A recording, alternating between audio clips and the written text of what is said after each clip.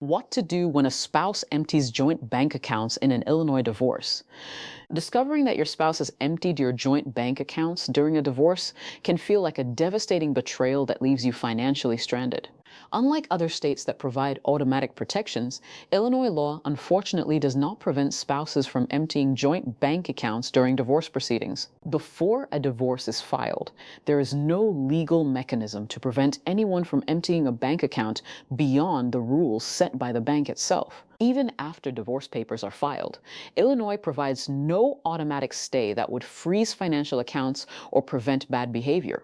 Illinois used to have this common sense legislation protecting divorcing spouses, but the Illinois Supreme Court found the law unconstitutional in Messenger versus Edgar. Because Illinois law allows for this financial abuse, victims must act retroactively when the abuse happens to preserve their rights.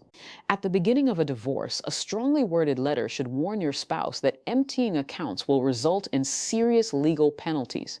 The letter should threaten emergency motions to maintain the status quo, petitions for attorney's fees, and dissipation of assets claims. When a spouse ignores warnings and empties joint accounts anyway, immediate legal action becomes necessary to restore financial stability. Two types of motions can restore financial sanity to your household: a motion for temporary relief and a petition to maintain the status quo. Illinois Statute 750 ILCS 5500 firsts allows courts to provide extremely broad relief during the pendency of a divorce case. Courts can order that joint accounts be restored, or even require the offending spouse to sell assets or borrow funds to replace stolen money. The statute specifically allows courts to order the purchase or sale of assets and require parties to borrow funds in appropriate circumstances.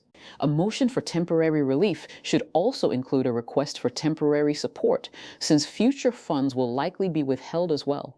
Alternatively, either spouse can ask the court to restore bank accounts and bill-paying responsibilities through a petition to maintain the status quo. A petition to maintain the status quo is essentially a request for an injunction, which is a court order commanding or preventing specific actions.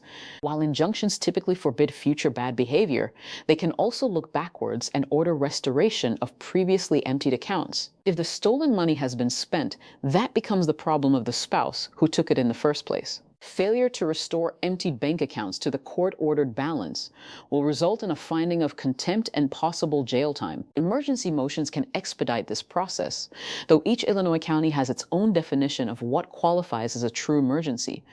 In Cook County, emergencies must involve sudden circumstances that may cause injury, loss of life, or property damage, requiring urgent response. Frame your emergency motion around how lack of funds will cause injury through unpaid medical care or property damage from unpaid utilities. Avoid framing emergency motions as simple requests for support, as those types of emergency relief are typically denied by courts. Even if an emergency motion is denied, the underlying motion will still be heard at a later date through regular court procedures. Contact Law Office of Russell the 500th, Knight at 773 334 6311, located at 1165 North Clark Street, #700, Chicago, Illinois 60610, to protect your financial interests during divorce.